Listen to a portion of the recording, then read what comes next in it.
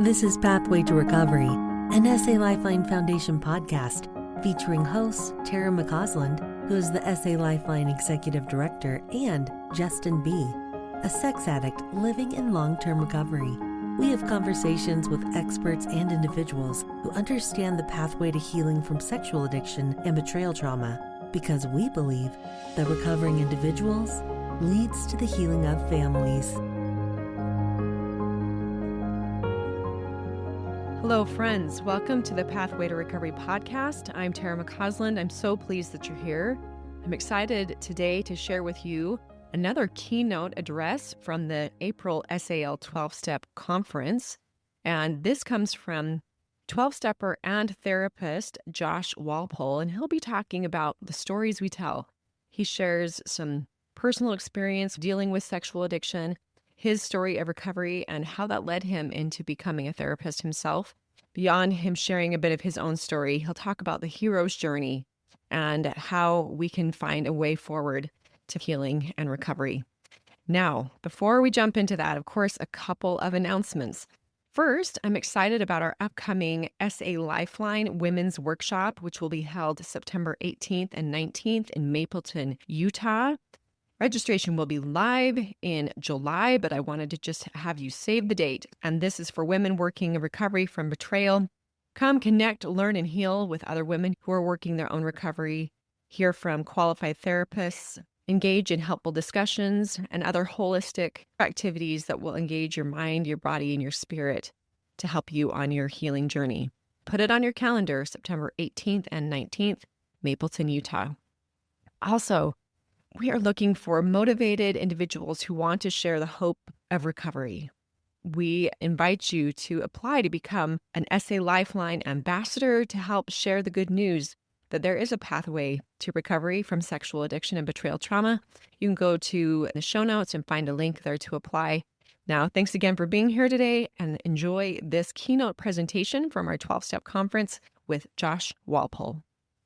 I'm excited to be here. As Lyman said, I'm a therapist, but I'm also a 12-stepper. So I'm bouncing back and forth between some 12-step shares and some therapist ideas and techniques and help.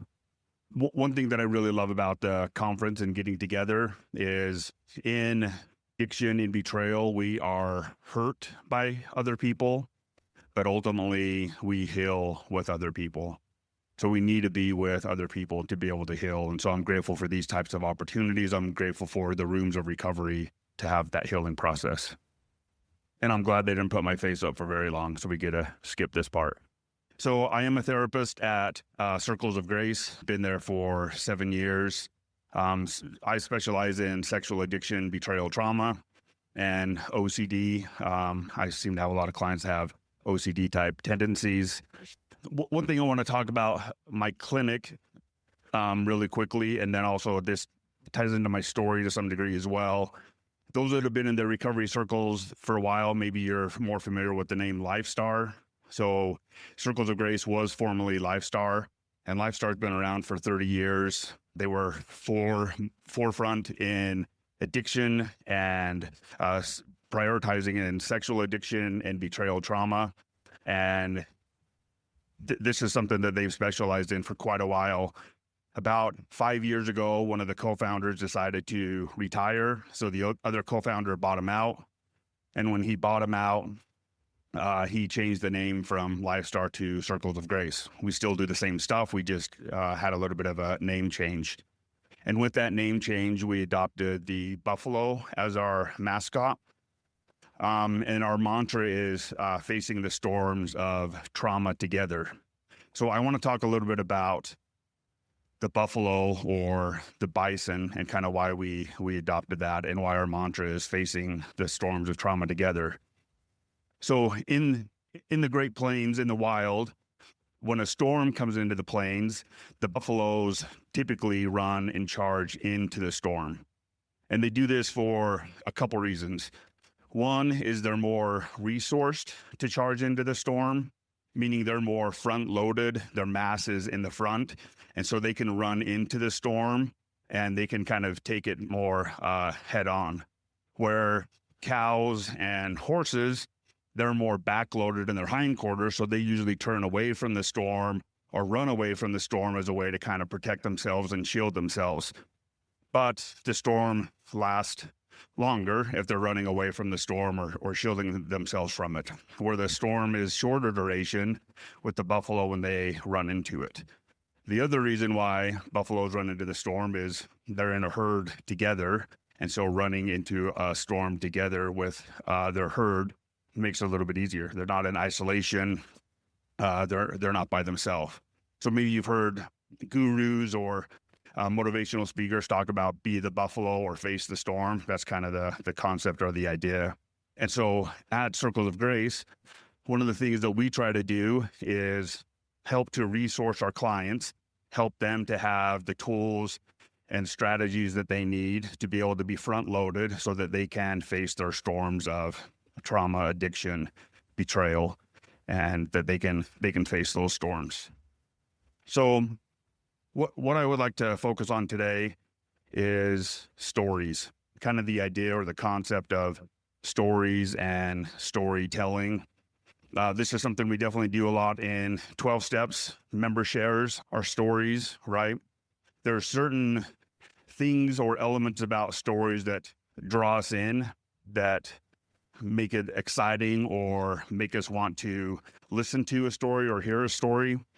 So depending on the types of books that you read or maybe movies that you watch and music that you listen to, the story is something that kind of draws you in. There's something about the story that you're looking for.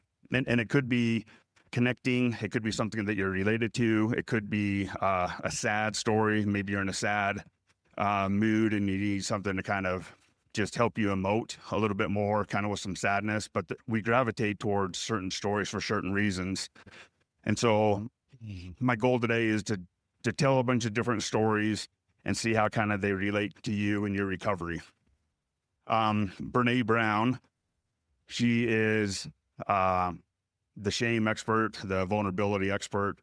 And when she gave her TED Talk, her first TED Talk, it was June 2010, she talked about how she was going to be introduced at a speaking event. And the person that was going to introduce her said that they were going to introduce her as a storyteller. And she got really offended by this because she's an academic and didn't want to be known as a storyteller. But in her TED Talk, she said she got to thinking about it and she said, well, I do collect research and I share the research. And so maybe data is just, our stories are just data with a soul. And so it's that soul of the story that kind of draws us in or sticks with us or makes us want to know more, hear more about it. Or like if we see a great movie, we want to go tell our friends and family about it so they can see it and we can talk about it. So I think it's only fair that I share a little bit about my story as a 12-stepper and why or what led me to the rooms of recovery. Growing up, had some issues with pornography, masturbation, my teenage years that lasted into my 20s. And then I met somebody and we decided to get married. And the story I told myself is if I get married, then that'll cure my addiction and it'll go away.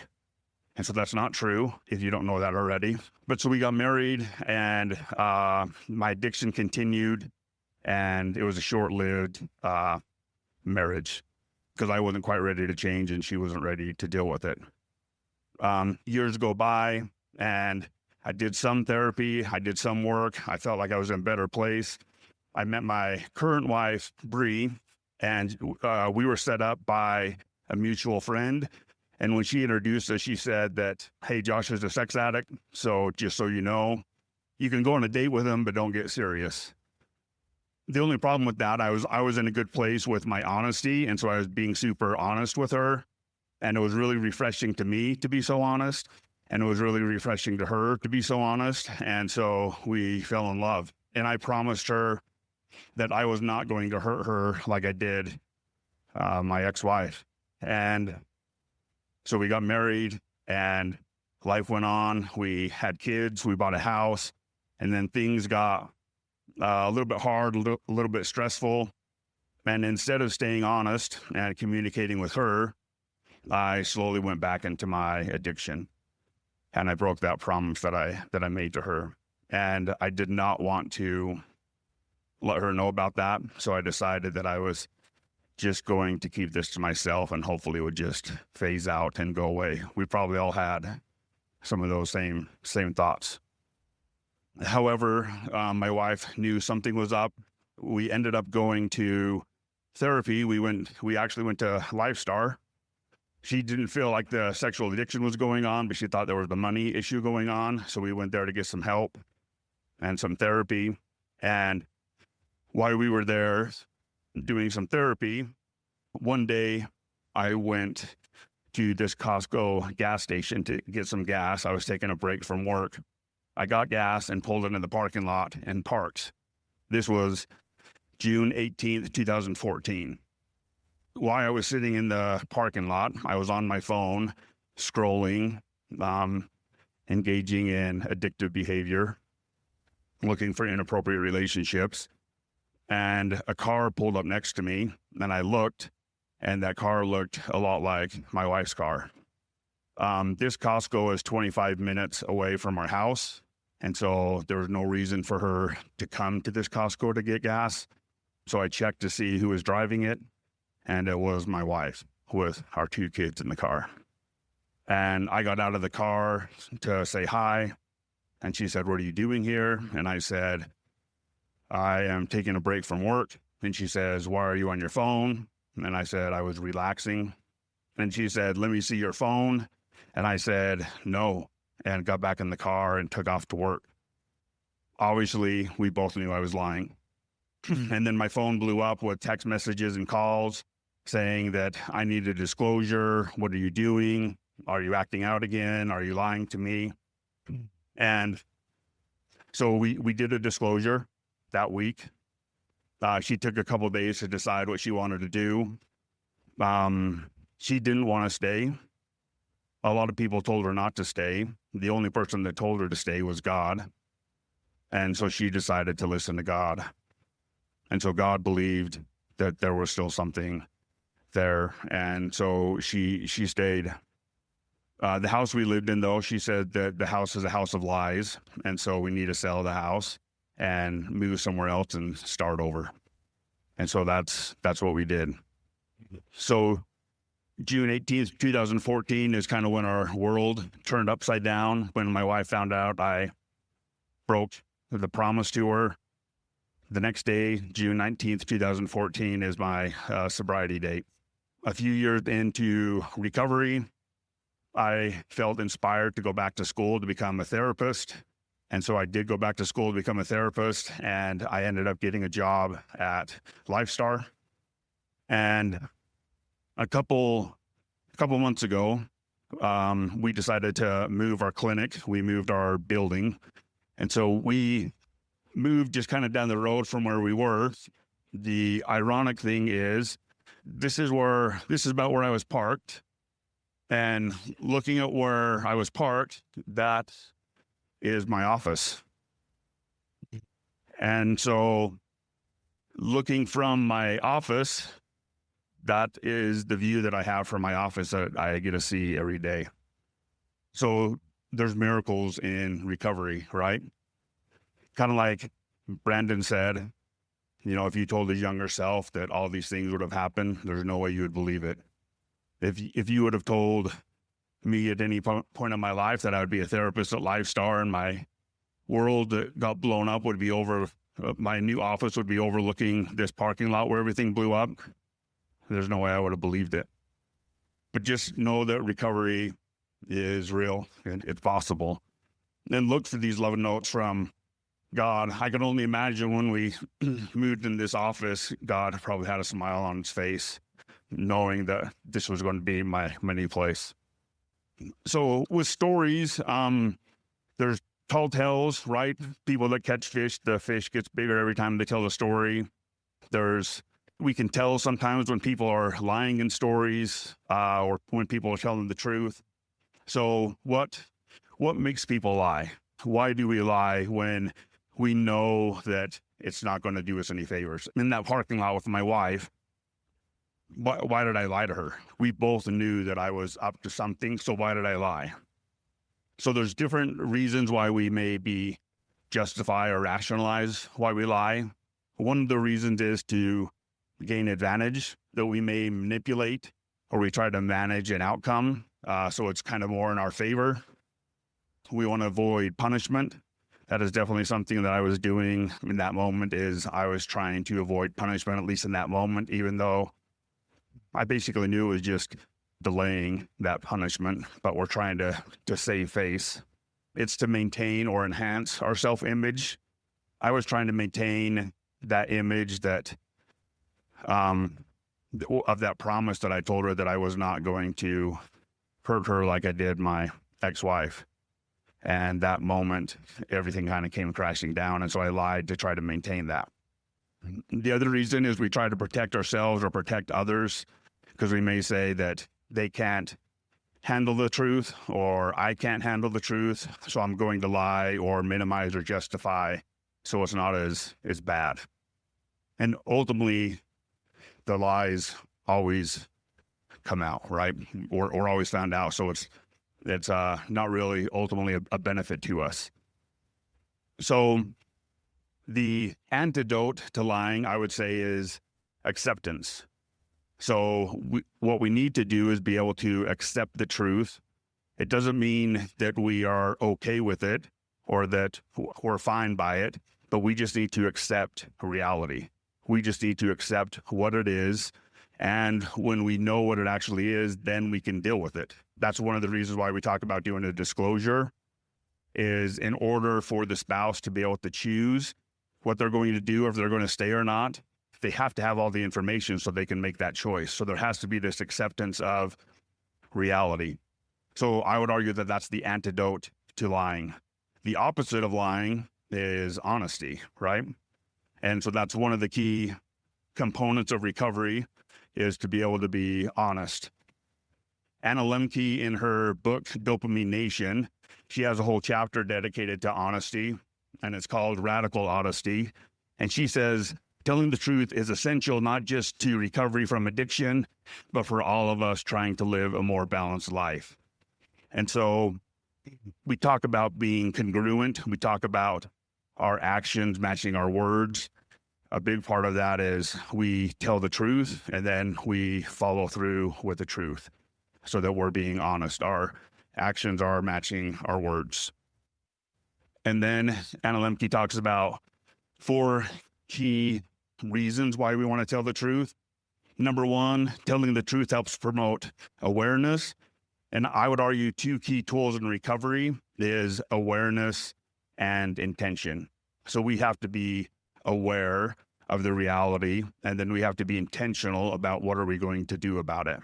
Carl Jung, he talks about how we need to bring the unconscious conscious. And when we do, then we can deal with the truth of the matter, and then we can handle it. So awareness and intention are 2 key tools in recovery.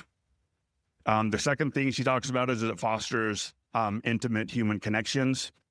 And so the couple breakout rooms that I went to, just the instant brotherhood or camaraderie that you could feel in the room with a group of men, just by hearing some of their comments or hearing some of their stories, we immediately relate to each other because we know what we've gone through. We see each other, and it just instantly brings us together. So there's that connection. And then a truthful autobiography helps to hold us accountable, which is key, because a lot of times we just stay in denial and we don't really own up to our issue. And so being accountable is key. And then she says, truth telling is contagious, and it can help prevent us from further addictions. So a couple stories to kind of talk about, some epic ones. You guys are probably all familiar with these movies or these franchises. And they kind of all share something in common, which is this hero's journey or this origin story. And it's something that kind of draws us in, or it's one of the reasons why these are kind of epic tales and we kind of all know about them, right? So in this hero's journey, there's these 11 steps that we take. And I kind of want to correlate these with recovery and kind of what recovery looks like. So the first one is a call to adventure. And so it can be a literal call to adventure, or it could just be we're dissatisfied with where things are, or we feel like things need to be different or they need to be better. I don't like where I'm at. I'm tired of living this double life. And so sometimes that can be the call to adventure. And then there's a refusal to the call. Maybe we're a little bit hesitant on taking that next step. We don't know what it looks like or what it's going to take. Or maybe we've tried it so many times before and it hasn't worked out very well that we just don't want to do it. So there's a hesitation. And then there's a meeting of the mentor. And so meeting of the mentor can be a lot of different things or a lot of different people. It could be a faith leader. It could be a family member. It could be a sponsor. It could be a therapist. But just meeting somebody that is there cheerleading us, so to speak, that has our back, that knows that we can be in a better place and that healing and recovery is worth it. And then step 4 is crossing over the threshold. So we go from this known world into the unknown world. And so stepping over the threshold may be going to therapy for your first time, or going back to therapy after a long time. Maybe it's walking into the rooms of a 12-step program, or maybe it's scheduling an appointment with a faith leader. But it's these scary steps that we take that we don't really know what the outcome is, and so we step into this unknown world. And so Star Wars, Luke Skywalker met Obi-Wan Kenobi, and then Yoda kind of became his mentor, kind of helped him cross the threshold. Frodo met Gandalf, and then crossing the threshold was basically them leaving the Shire. At one point in the movie, they stopped and said, "This is the farthest that we've ever been outside of the Shire." And then Harry Potter met Dumbledore as his mentor, helping him cross the threshold. And then there's tests that we go through. There's friends that we make. We make friends in the rooms of recovery. Maybe we make some enemies or some old enemies come up, but there's these battles that we have to fight. Ultimately, we approach a challenge or challenges. There may be several that we have to kind of go through or battle through. Then there's this big ordeal that we have to endure. And again, that can be many types of things. It can be going to couples counseling together and maybe it doesn't go so well. It could be doing a separation or doing a disclosure. Some of these hard things that have been terrifying that we'd rather take to the grave, or things that we never wanted to reveal or share, especially with our spouse, because we are so terrified of what could happen. And then we come to the reward. And so the reward can be your 1-month sobriety chip. It can be your 1-year sobriety chip. It could be moving back into the bedroom with your wife. So the reward can look like a lot of different things. And then we come back, the road back, which leads to a resurrection, which is a death and a birth, where our old self dies, our addict self dies, and hopefully we become a new creature and we respond and react to things differently. And then we return with the elixir. And so again, the elixir could be an actual physical object. In some of the movies it is, or it could just be wisdom and knowledge and just being changed, being a person that has gone through the miracle of recovery. And there's an interesting scene in The Lord of the Rings when the hobbits get back to the Shire. There's 4 of them, and Merry and Pippin are sitting there. They're in a pub drinking together. And Merry and Pippin seem fine, like it's no big deal. They feel like just being back in the Shire is normal for them. Sam sees a girl that he liked before, and she's still around and available, and he wants to get married to this girl. But Frodo, he doesn't feel like he fits in anymore. He doesn't feel like he belongs. He feels like because of what he went through, maybe the Shire isn't the best place for him. And so he decides that maybe he's not going to stay there.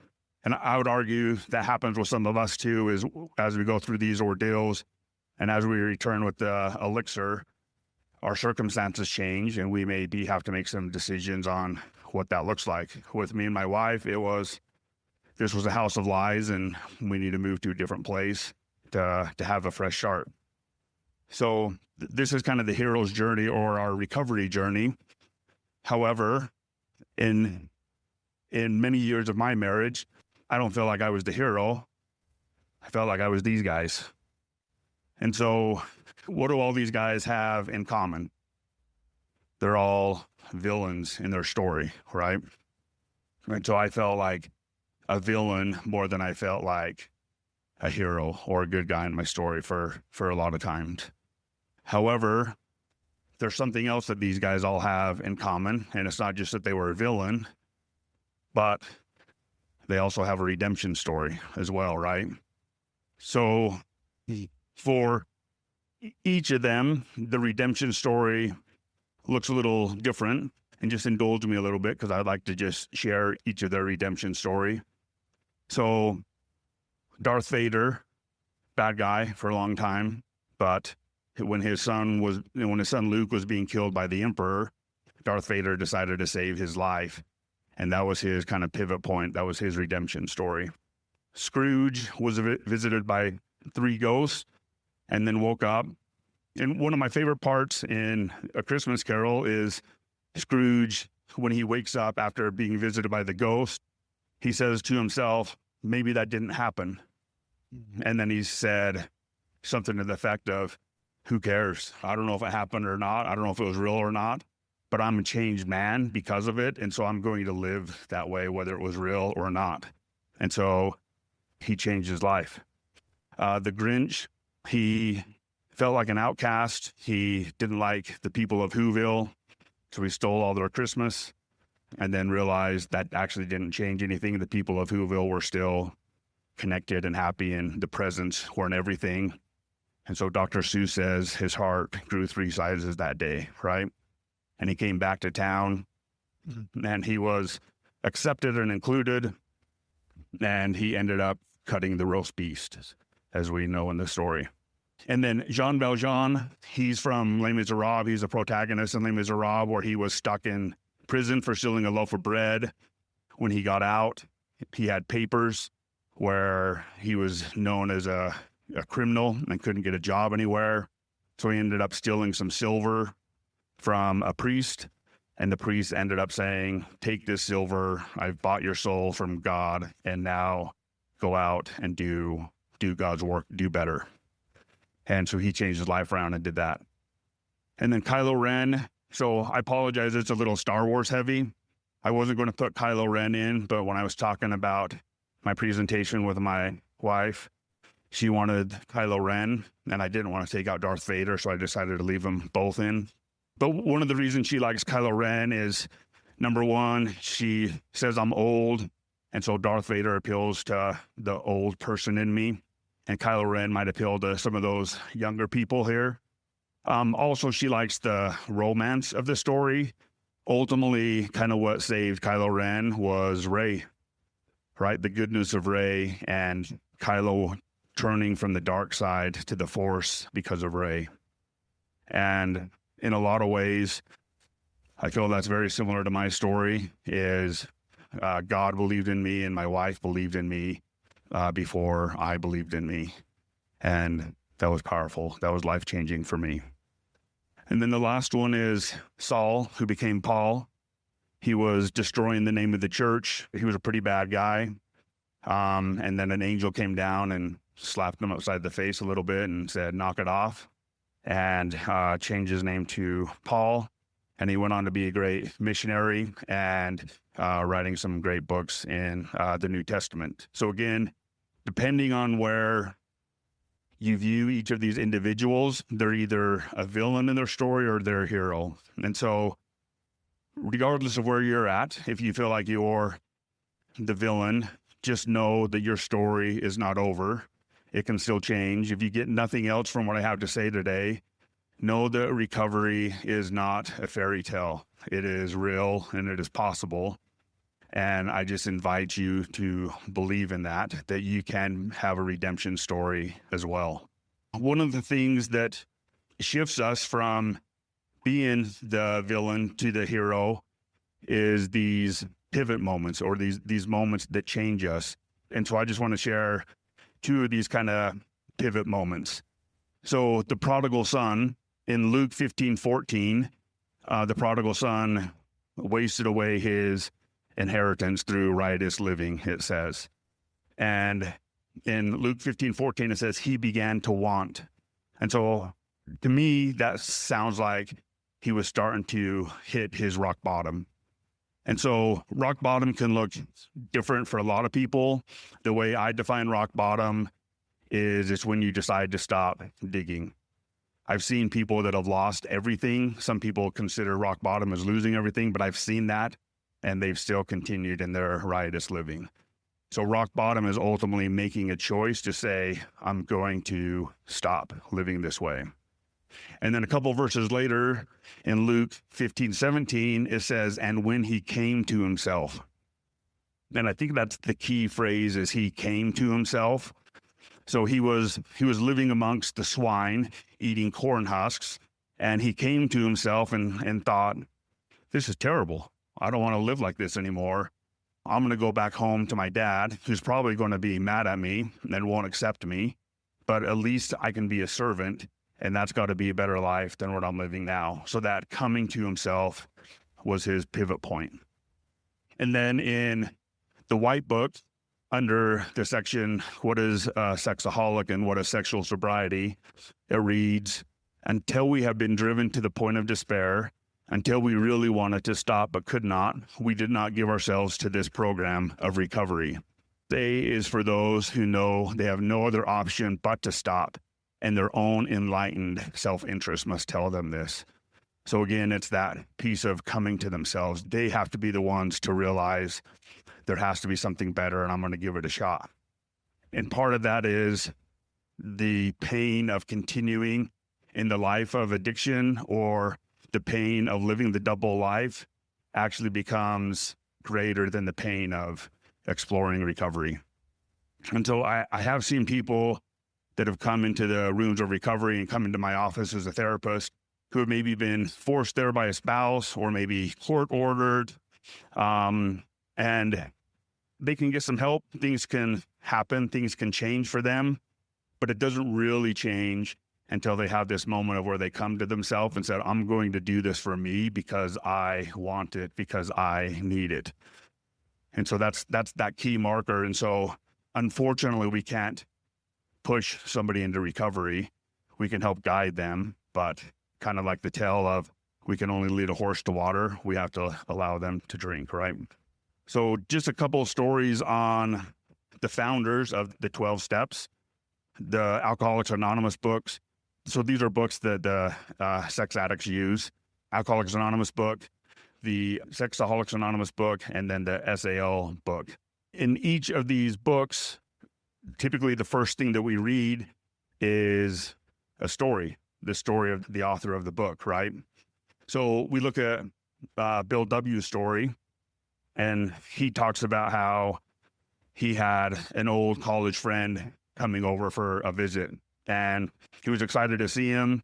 They were planning on having drinks together. But in the book, Bill W. talks about when he opened the door, Ebby Thatcher, who was coming over, he said that there was a different look in his eye, and I think something about his skin glowing. But just he looked different, like he knew that there was a change in him. So he invited him in to eat, offered him a drink a couple times. Ebby refused the drink a couple times. And Bill W. is like, dude, like, what's going on? Like, this is what we do. And there was a highlight from the book that I want to point out. He said, I've got religion. That's what's happened to me. That's how I've changed. So I found God, I found spirituality, and that's why I don't drink anymore. And so I think Bill W. was a little bit upset by it, but he was also curious. And that's what got Bill W. kind of interested in, what does he mean he got religion? What does that look like? How how does getting religion stop you from drinking? And so with that curiosity, it helped Bill W. to stop drinking. Later, when he was in Akron, Ohio on a trip, he was having an urge to drink. So he went to an Oxford meeting to try to get some help and ended up meeting Dr. Bob. And they ended up chatting. And then the rest is kind of history with 12 steps, right? In Roy Kay's story, who wrote the White Book, he has his personal story in the beginning and then he finishes it at the end. And at the end of the book, it's kind of interesting. He talks about how he had a lengthy period of sobriety. He said, I was sober, but then he makes a comment and it's in all capital letters. He says, it was still impossible to live with that woman, talking about his wife. And so the idea that he had is, if I get sober, then things will be better. My marriage will be better. Things will be happier. And so what he realized is sobriety was kind of just the beginning. He needed more than just sobriety. And so then he started to do amends. He started to make amends. And that's when things shifted. That's when he stepped into recovery. And that's when he got the marriage that he was looking for, that he was hoping for. And a quote from his story is, he says, years in pain, that's what it took for us. And unfortunately, I think that's true for most of us, is it takes years, at least takes some time, and it takes pain, unfortunately. Part of the problem with addictive behavior is we're running from pain or numbing out from pain. And so ultimately, we need to stop and face our pain. We need to deal with it, and we need to actually start to feel it, and we need to process it in healthy ways. One of the things I say to my addicts a lot is how you do pain is how you do recovery, because recovery is painful and we have to step into that. There's a concept of addiction is hard and recovery is hard, and choose your hard, because they're both going to be tough. And then in the SAL book, Stephen and Rill share their story. Stephen about sexual addiction and Rill about her betrayal trauma. And then a quote that they each said that I like out of the SAL book is, Stephen says, I am responsible for my own recovery. And so he talks about how he came forward 3 different times. And on the 3rd time, he kind of had a little bit of a wrestle with God of, do I believe in God? And the answer was yes. And it sounds like that was his pivot point of saying, then I want to do this, and this is possible, and I can. That was kind of Stephen's pivot point there. And then Rill, who I can only imagine 3 different disclosures is pretty tough. And all trust and safety was gone. And so the only person that she could turn to or rely on was God. And that's where she found her peace, and that's where she found her serenity, is going to God. So the stories of the 12 steps, if we broke it down into simple terms, looks like this. Steps 1, 2, and 3 are enlightenment, where we're kind of exploring. We're trying to understand ourselves better. We're trying to understand our connection with God. I think it's interesting that step 1 is about doing the step 1 inventory, where we're revealing all of our deepest, darkest secrets, the things that we didn't want to tell, the things that we were ashamed of, the things that we were going to take to the grave. It's had to have been inspired to be able to do that first, because as we talk about honesty, that accountability piece, the accepting it as it is so that we can deal with it, it's a great first step so that we can actually own all of our baggage, because so often we want to ignore it or excuse it away or minimize it or dismiss it or pretend it didn't happen. And so stopping and reflecting on all that is critical. If you've ever read the book, The Shame That Binds You by John Bradshaw, one of the things that he talked about is he was an alcoholic and he went to an AA meeting, and he said he was doing his first step inventory and he revealed all of his worst stuff. And then everybody gave him their phone number, and he said it was the darndest thing, right? Because as addicts, we say if anybody ever knows about this, they are going to turn me away, or they're going to run away from me, or they're going to leave me. And what we find in the rooms of recovery is more empathy and love and connection. Steps 4 to 9 are the action steps, where we dive in to kind of facing our own issues, where we dive into our character defects, where we dive into our resentment and fear, and then where we make amends. The steps 8 and 9 amends was probably one of the hardest ones for me, but it was also the most rewarding to be able to go back and right some wrongs that I've done, even though I felt in some degrees that I've been wronged and I needed things to be right. But working my own recovery was healing and beneficial for me. And then steps 10 and 12, I would argue these are steps that we do every day for the rest of our life. I mean, ideally we work all 12 steps, but 10, 11, and 12 are critical. 10 is, when we're wrong, properly admit it. 10 or 11, we continue our conscious contact with God through prayer and meditation. And then 12 is, having had a spiritual awakening, we deliver this message to others and live these principles in all our affairs. And so if we break those down into those phases, I think it can help just kind of tell that story of 12 steps. So here is kind of a therapeutic journey of recovery. So I want to talk about each one of these briefly. We don't necessarily have to do all of these, and I'll talk about this. But the idea, the people that I see that have the most success do some type of individual therapy, and then they do some type of group therapy and or 12-step. There's a benefit in doing some therapeutic work because we probably all have stuff in our past that we need to deal with. We have our own wounds or traumas that need to be dealt with. And then going to group and having some common humanity and being there with other people can be helpful. One of the things I love about group is having people that are further down the path than me to give me hope. And then other people that are in a tough spot that helps remind me of why I'm working my recovery, because sometimes I can delude myself that it's not that big of a deal or that I'm in an okay place. And so having that helps. Doing a therapeutic full disclosure is critical. Kind of like it was talked about this morning from Amanda, is there's a difference between a disclosure at 3 a.m. or a disclosure that's trickled down day after day after day versus an actual therapeutic disclosure where we're a little bit more regulated and we're in a safer environment. So even if you've done a disclosure, if it hasn't been a therapeutic disclosure, I would invite you to do a therapeutic disclosure. The two main benefits of a therapeutic disclosure is, one, an addict is only as sick as their secrets. And so getting rid of all your secrets through a disclosure is key. And then giving all the information to the spouse so that they can decide what they want to do, having the full information.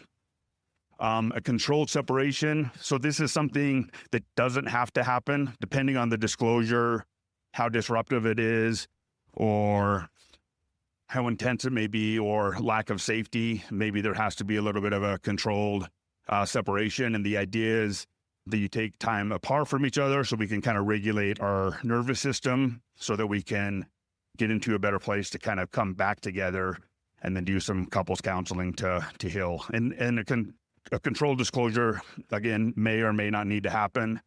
That was one thing that me and my wife did, is when we moved into a new house, we did a 5-month in-house separation so we could just kind of distance ourselves from each other. And that gave us a lot of time to just work on our own recovery, and then we could reintegrate coming back together.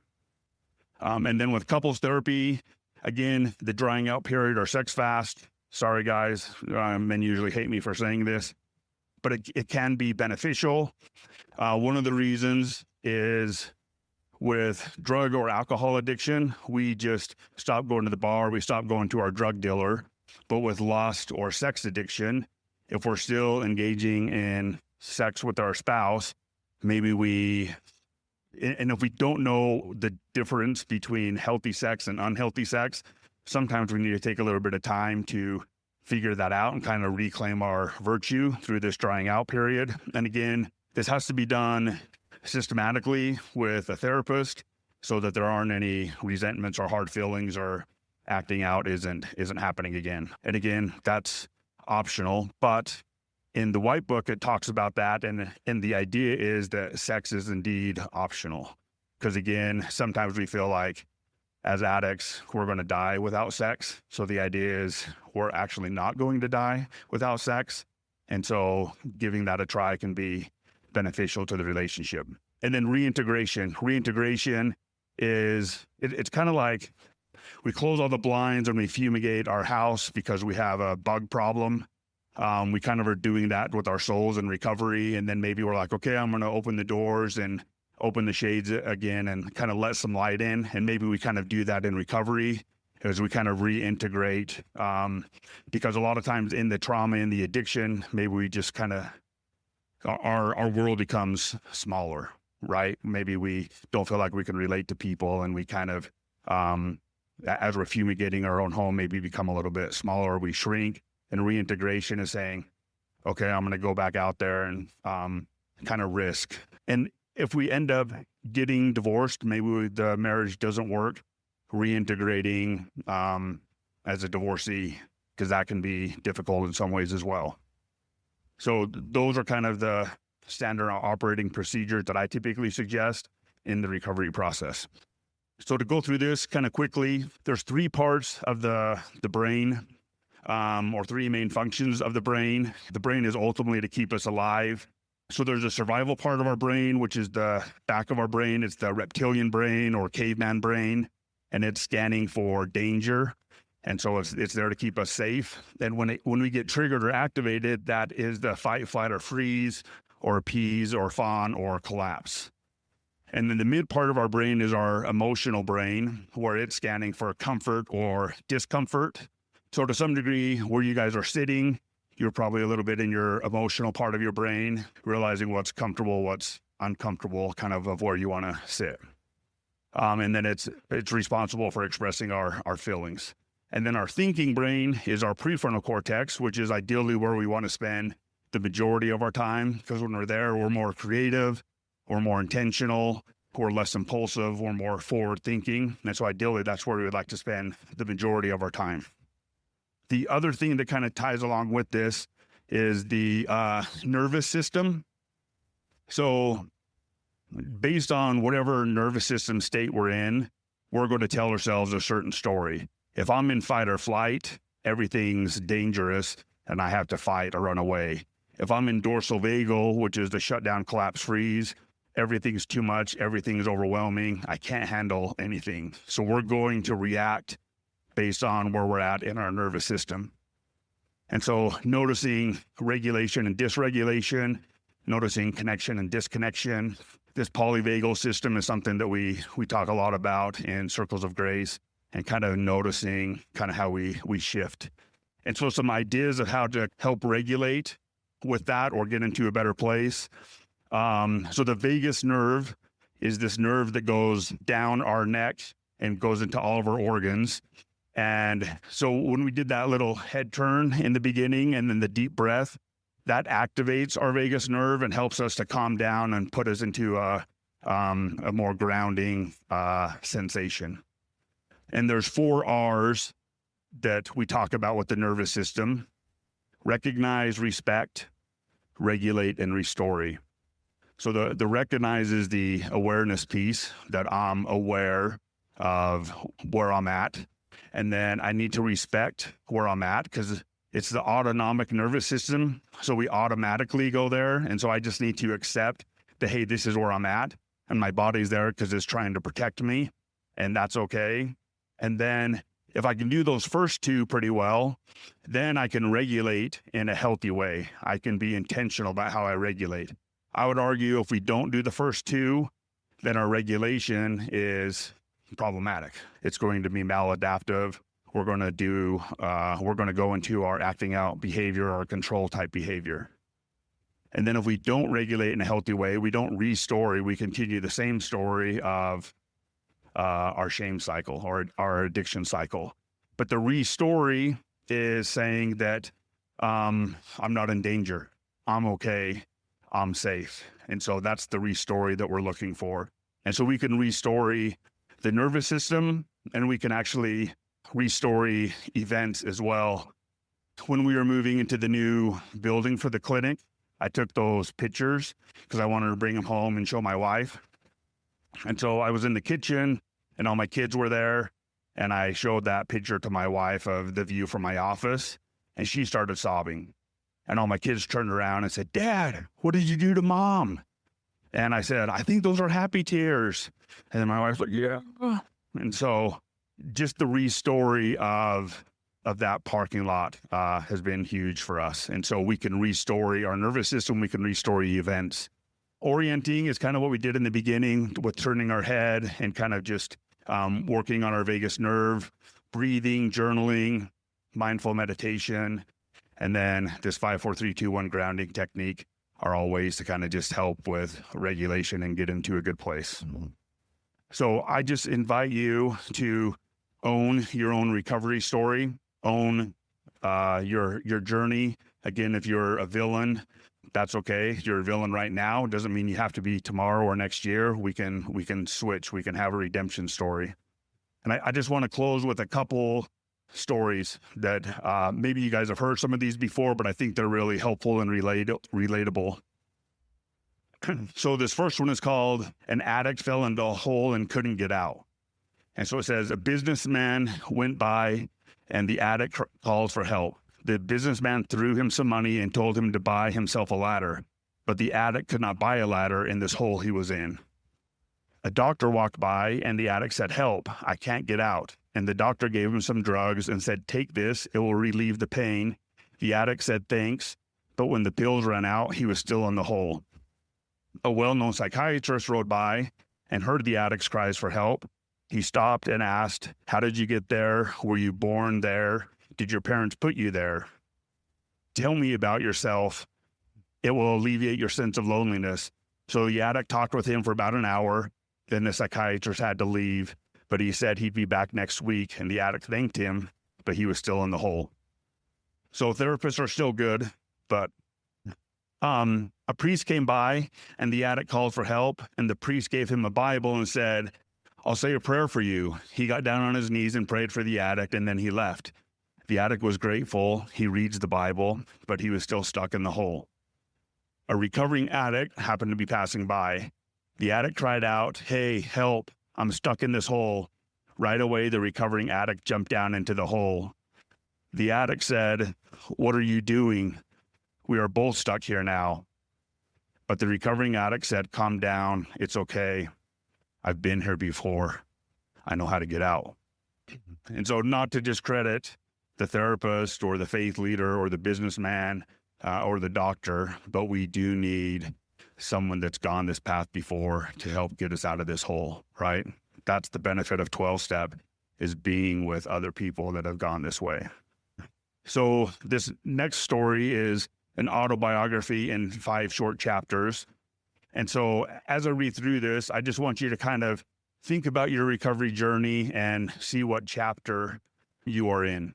So chapter 1 is, I walk down the street, there's a deep hole in the sidewalk, I fall in, I am lost, I am helpless, it is not my fault, it takes forever to find a way out. Chapter 2, I walk down the same street, there's a deep hole in the sidewalk, I still don't see it, I fall in again, I can't believe I'm in the same place, it isn't my fault, it still takes me a long time to get out. Chapter 3, I walk down the same street, there's a deep hole in the sidewalk, I see it there, I still fall in, it's a habit, it is my fault, I know where I am, I get out immediately. Chapter 4, I walk down the same street, there's a deep hole in the sidewalk, and I walk around it. Chapter 5, I walk down a different street. Right, so just noticing where are you at in these 5 chapters. And I would argue the hardest one is chapter 5. It's that walking into the unknown, that special world, right, of going down a different street. Can I be without my addiction? What does that look like? What does that feel like? And then the last story here, I have to say something about 12 steps because I run the temporary sponsor list for SAL 12 step. And step 12 is super critical and key, and is so beneficial. And if you're not sponsoring and you can, I invite you to. Some people are hesitant or scared of what it looks like or what it should be to be a sponsor. I just ask you to try it, at least be a temporary sponsor. It'll benefit you and it'll benefit others as well. And so this next quick story is just taking a look at what, maybe just identifying what type of sponsor you are, or kind of how you relate to people that have been through kind of a tough situation. The story is called The Rabbit Listened. It's a kid's book. If you want to just YouTube it, it's a cool little kid's story, but it has a really good moral to the story. The Rabbit Listened.